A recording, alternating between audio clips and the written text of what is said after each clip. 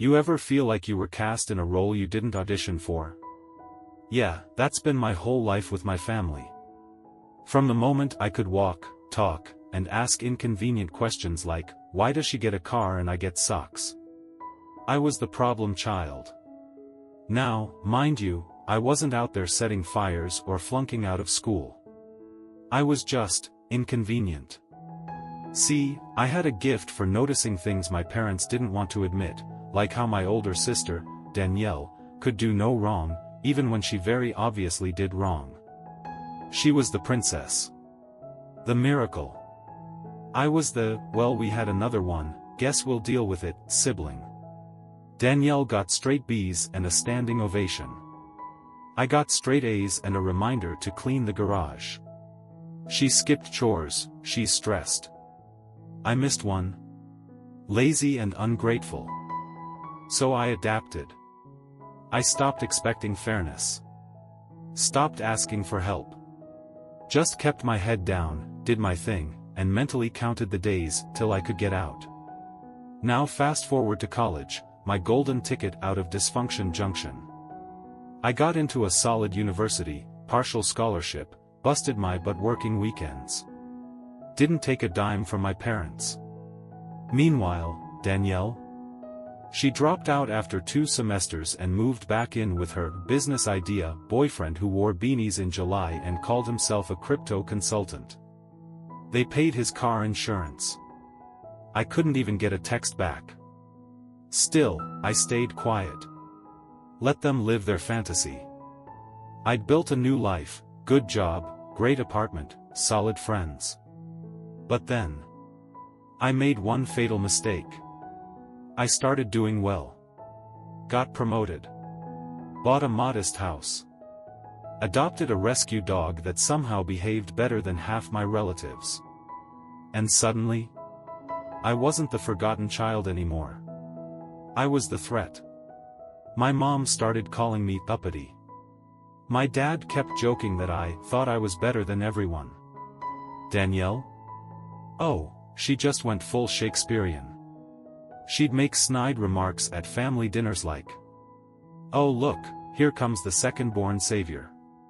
Or, "Must be nice having no responsibilities, no real ones like raising a family." For the record, she has 2 kids, both of whom I adore. But she weaponized them like a pro, turning every get-together into a passive-aggressive parenting competition I never entered. Eventually, I stopped going to family events. It wasn't worth the anxiety hangover. Until last year, when my mom guilt-tripped me into coming to Thanksgiving, just this once, because Danielle wants to make peace. Spoiler alert, Danielle did not want to make peace. She wanted an audience. She wanted a villain. And unfortunately for her, she picked the wrong one.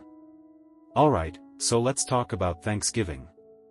You know, that warm fuzzy holiday where everyone pretends to like cranberry sauce and their relatives? Yeah. I walked into that house with the kind of optimism you only get after 3 months of therapy and a strong podcast game. I'd prepped myself mentally. Wore my "I come in peace" sweater. Even brought a bottle of wine, the good kind, not the gas station grab. But the second I stepped through that door, I knew I'd been set up. First clue. Danielle greeted me at the door. Smiling. Like, genuinely smiling. "Hey you. Look who finally decided to show up." I should have turned around right then. Because Danielle smiling at me is like a cat bringing you a dead bird, it looks like a gift, but it's actually a warning. Inside, everything looked normal at first. Turkey smell in the air, kids running around, my uncle already half a glass too deep. But the vibe? The vibe was off. People kept glancing at me. Quick side eyes, whispered greetings. Even my dad gave me that awkward half-nod like I was a +1 instead of, you know, his child. Then I saw the seating chart. Oh yeah. Danielle made a seating chart. Guess where I was? Yep, the overflow table in the corner. with the folding chair that creaked if you breathed too hard. And across from me? Danielle's husband, Todd the Crypto King, who once tried to convince me to invest in something called Trump Coin. Dinner started, and everyone played nice, for about 20 minutes. Then the weird questions began. So, how's your little job going? Still single, huh? Don't worry, there's still time. Do you ever think about how lonely your holidays must be? And the grand finale, courtesy of my mom. Maybe if you visited more, you'd feel like part of the family again. Again? Like I was a lapsed member of Costco or something. But I kept smiling. Kept sipping my wine. I wasn't taking the bait. Then Danielle stood up. She clinked her fork on her wine glass, actual toast style, and said, "I think it's time we cleared the air." Cue every head turning toward me like I'd just been called to the principal's office. Danielle took a dramatic pause, one hand on her hip, the other hovering over her wine like she was in a Netflix original.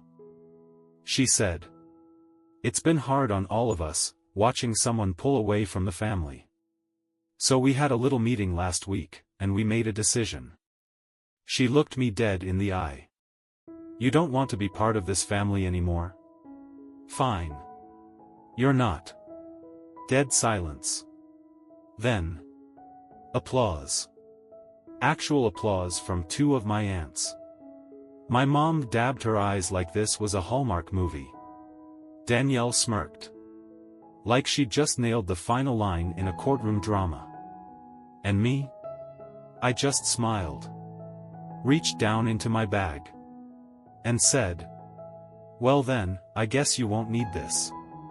The moment I dropped that folder on the table, the whole room shifted like a storm front had just rolled in.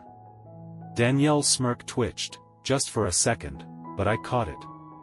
Everyone froze. The kids stopped eating. Even Todd put down his fork mid-bite like his crypto senses were tingling. I looked right at Danielle, slid the folder toward her across the table like I was dealing a royal flush, and said, "You might want to read the first page out loud." Now, I hadn't planned on doing this. Seriously.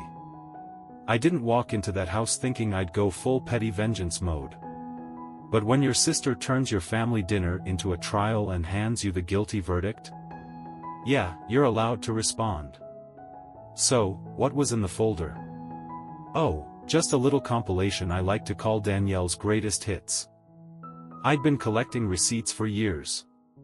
Venmo screenshots, emails, texts, and my personal favorite, a signed statement from Grandma confirming Danielle had borrowed $3,000 and ghosted her for 6 months. And that was just page 1. Danielle hesitated, then opened it like it might explode. She scanned the page, eyes darting like a cornered raccoon, and whispered, "What is this?"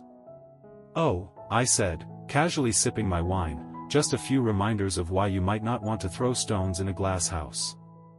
My mom tried to interject, something about, "This isn't the time or place," but too late. The fuse was lit. Danielle flipped through the pages, her face cycling through all 5 stages of "oh crap." There were screenshots of her calling Aunt Lisa a washed-up wine aunt, messages where she trash-talked her own kids' teachers, and even a photo of her using her daughter's EpiPen money to buy concert tickets. Todd leaned over to see, and the color drained from his face. He saw his own name in those texts too, along with a few choice words Danielle used behind his back. Danielle looked up, pale as uncooked turkey, and hissed, "You've been spying on me?" I laughed. "Girl, you've been broadcasting your mess for years. I just wrote it down." She tried to slam the folder shut, but not before my uncle snatched a few pages to read for himself. The room erupted. Everyone started talking at once. Aunt Lisa was yelling, Grandma was nodding like she'd known all along, and Todd just stood there, blinking like a man who realized his crypto queen might be running a Ponzi scheme at home. Danielle shot up from her chair and screamed, "You ruined everything." And I, still cool as a cucumber on ice, said, "Nah. I just held up a mirror." She grabbed the folder, stormed out of the dining room, and slammed the guest room door so hard a picture fell off the wall. The rest of the family? Stunned. No one knew what to say. But I did. I looked at my mom and said, "Still think I'm the one who doesn't belong?" She didn't answer. Just stared at her mashed potatoes like they betrayed her too.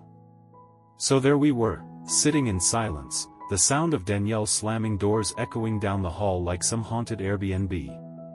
Everyone just stared at the folder, which now looked like it had been laced with explosives. My mom sat stiff, fork frozen mid-air, like she was trying to pretend her favorite child hadn't just been publicly exposed as the family's own personal tornado. My dad, bless his conflict-avoiding soul, suddenly got real interested in his green beans.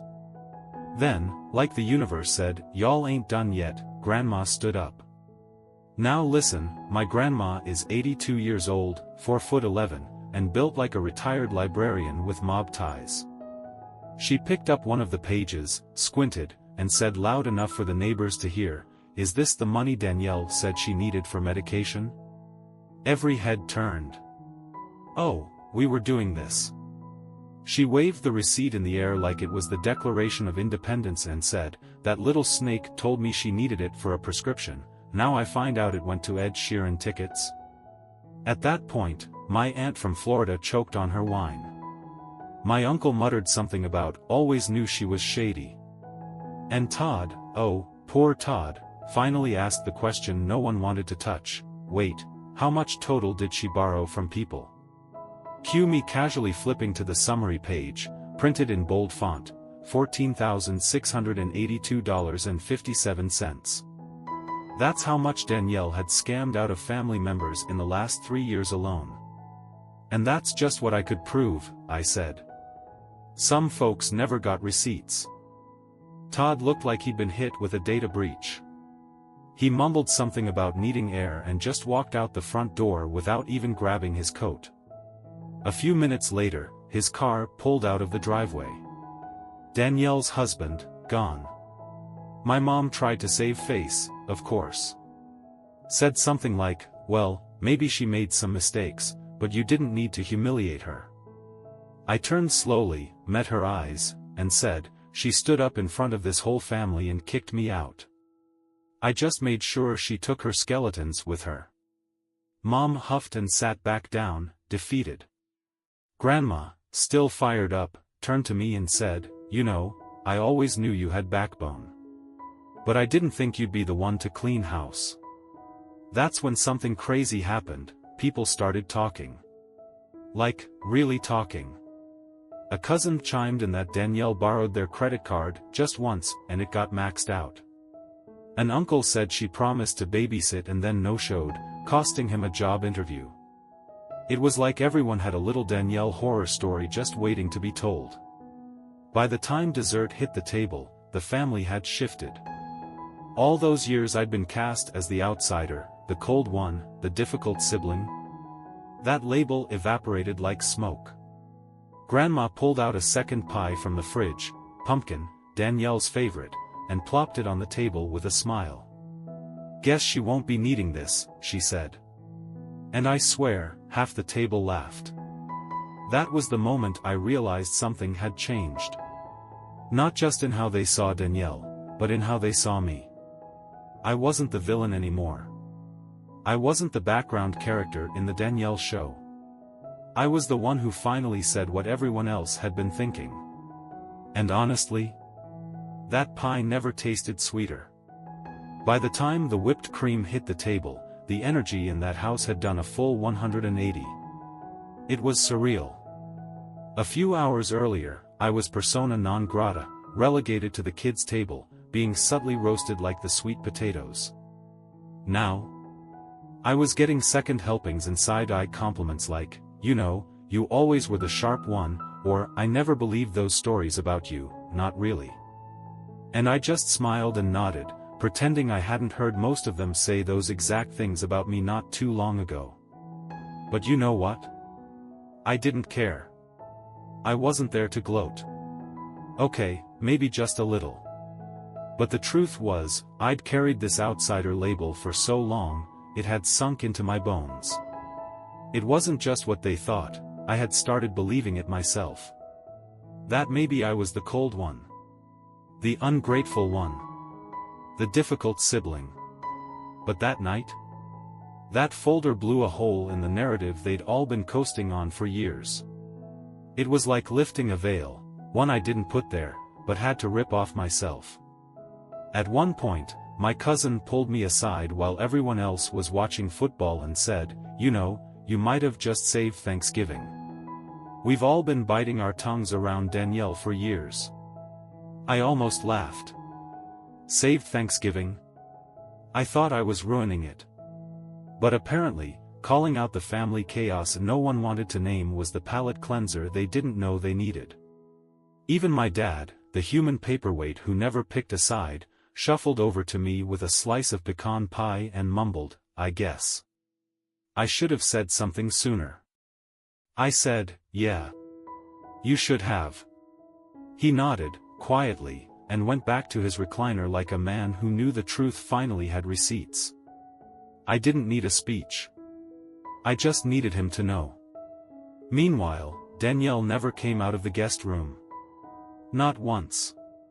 At one point, we heard something slam, maybe a suitcase, and then the distant sound of a rideshare pulling away. She left without saying goodbye. No one chased her. Not even my mom. That's how deep the shift had gone. The golden child had turned to rust, and nobody wanted to polish the statue anymore. And me? For the first time in a long time, I wasn't just tolerated. I was seen. Heard. Understood. Not because I yelled the loudest, but because I brought the truth, and the truth was finally louder than the lies. It wasn't about revenge. It was about relief. I didn't want Danielle exiled. I just wanted the truth to come out of hiding. And it had. Oh boy, it had. As I packed up my leftovers and said my goodbyes, Grandma slipped me a note. Folded, crisp, with her tiny cursive handwriting. I opened it when I got to my car. It said, "You were never the black sheep. You were just the one who knew better." I sat there for a second, just breathing. Then I started the car and drove off, headlights cutting through the cold night, knowing I'd never walk into that house the same way again. So, Danielle left Thanksgiving dinner like a dramatic exit was gonna erase everything in that folder. Spoiler, it didn't. But instead of laying low or, I don't know, apologizing, she went nuclear. The very next morning, she started phase 1 of her patented manipulation strategy, the guilt tour. She sent a group text to the entire family. "I kid you not," subject line, "to those who still love me." You'd think she was being exiled to a remote island, not just held accountable for a decade of nonsense. The message was classic Danielle, part sob story, part accusation, and 100% denial. She claimed she was ambushed, that I'd been plotting against her for years, and that the folder was fake. That's right, she went full conspiracy theorist. Said I doctored screenshots, that I hacked her accounts, and, my personal favorite, that I brainwashed Grandma. Brainwashed Grandma. Sis, this ain't Inception. It's Thanksgiving. Anyway, the family? Not buying it. The receipts were too clear. Too many people had direct experience with her lies. Still, a couple loyal flying monkeys, her BFF cousin Natalie and one aunt who's never liked me, chimed in with messages like, "We all make mistakes," and "Family should stick together." Danielle clung to them like a lifeboat. She even posted on Facebook, and I wish I was making this up, a black and white photo of herself crying with the caption, "When your own blood stabs you in the heart. Betrayal runs deepest at the dinner table." She turned off the comments. Of course. Can't risk the truth leaking into her pity party. Then came the real kicker, she called Todd. You remember Todd, right? Mr. Beefcoin?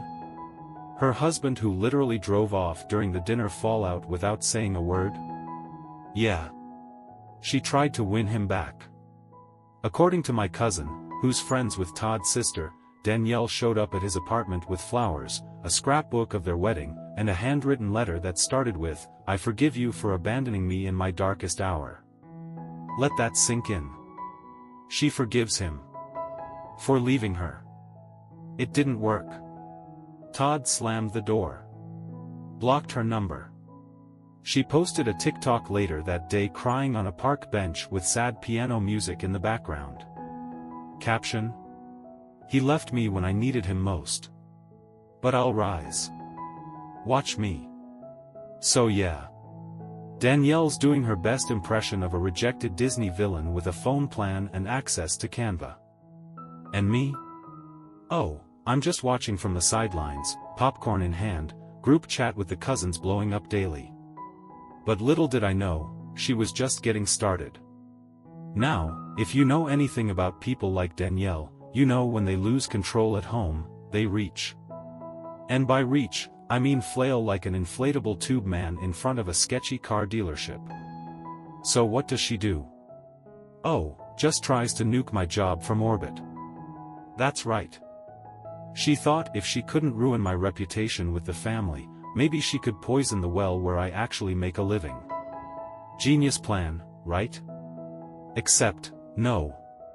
It started with a weird email to HR, anonymous, at least, it was supposed to be, accusing me of harassment, emotional abuse, and digital stalking. Yeah. She called me a digital stalker. Like I'm Batman with Wi-Fi. HR flagged it and brought me in for a private meeting. I wasn't worried, I've got nothing to hide, but still, it's not exactly a fun way to start your Tuesday morning. My manager looked uncomfortable, but she handed me the printed complaint and said, "We're required to take every report seriously. But, you might want to read this." So I did. And folks? It was pure, uncut Danielle. She laid it on thick. Said I'd been harassing her through a malicious smear campaign, that I spread falsified documents to defame her character, and that I had a history of mental instability. Oh, and get this, she claimed I photoshopped messages and weaponized elder relatives against her. Who writes like that? I swear she's been reading legal dramas and decided she's the victim in a Netflix series. Now, here's the part where Danielle really blew it. She signed the email with her real name. And she CC'd Todd. Like she thought HR was gonna forward him the transcript and he'd fall back in love or something.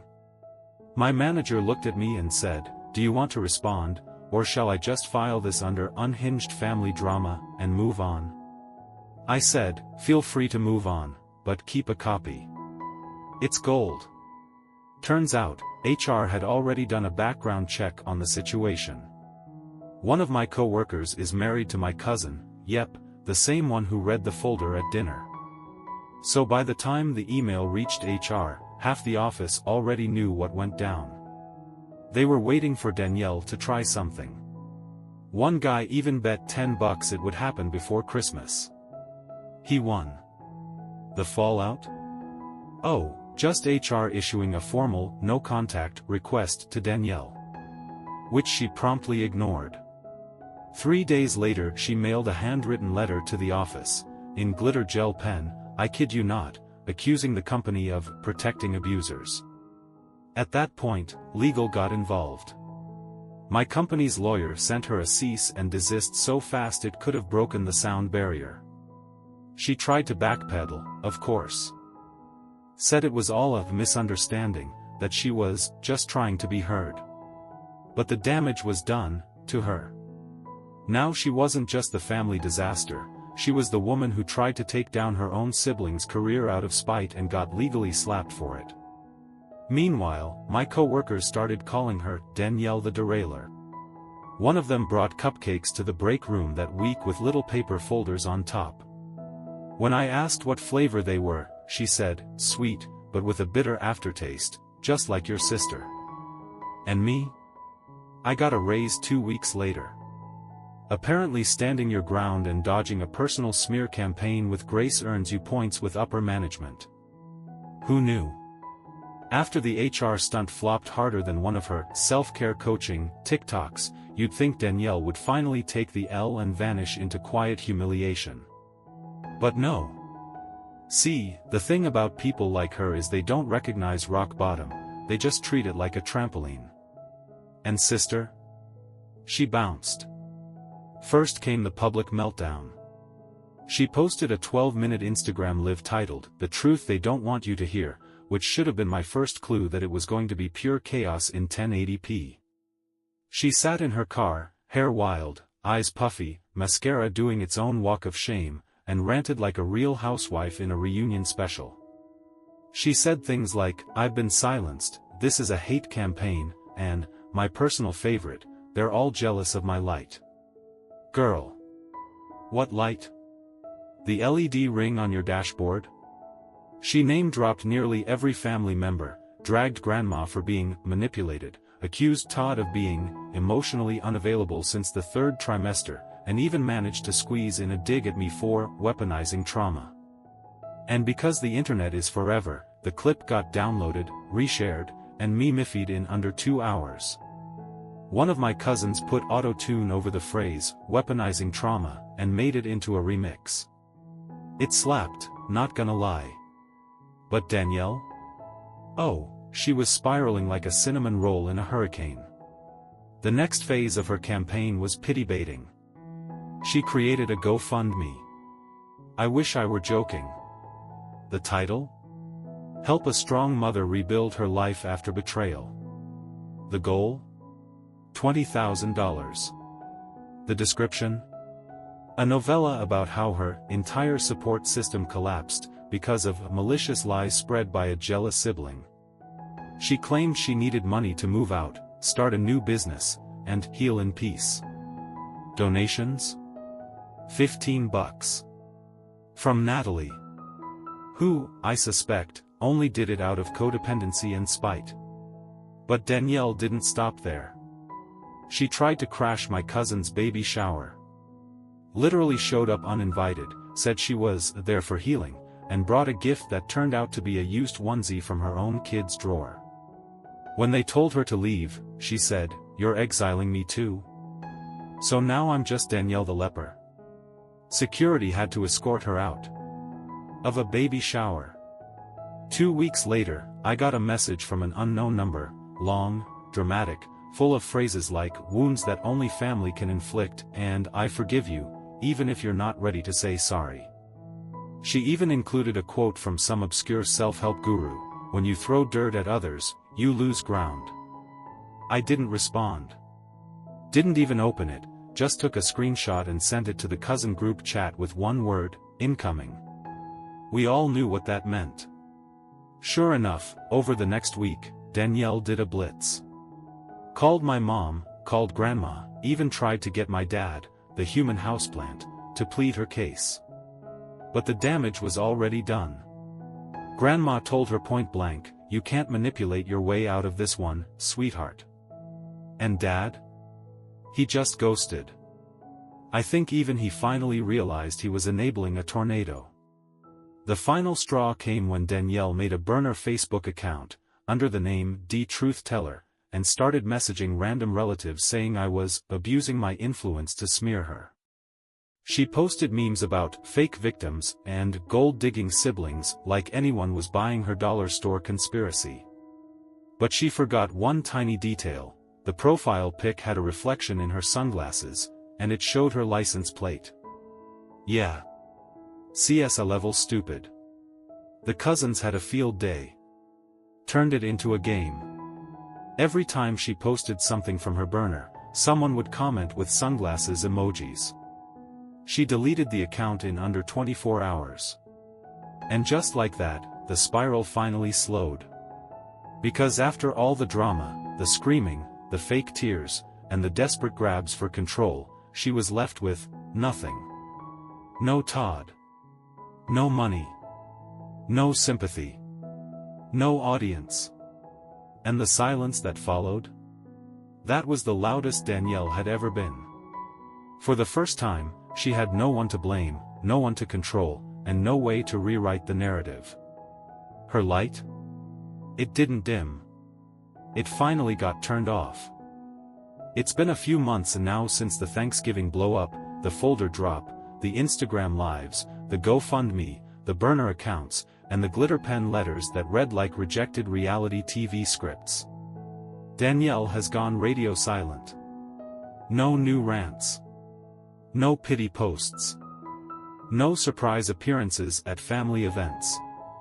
It's almost eerie, like the eye of a storm that finally stopped spinning. At first, I waited for the next shoe to drop. I half expected her to show up at my job with a fake baby bump or claim she found religion and now wanted to cleanse the family karma. But nothing. Just silence. And in that silence, something weird happened. Life got peaceful. Like, actually peaceful. I stopped flinching when my phone buzzed. I stopped checking the back window when I heard a car door slam. The family? They've settled too. Most of them have apologized for not seeing the truth sooner.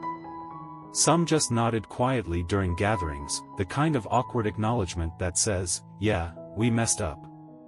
Grandma's still got that folder, by the way. Laminated it.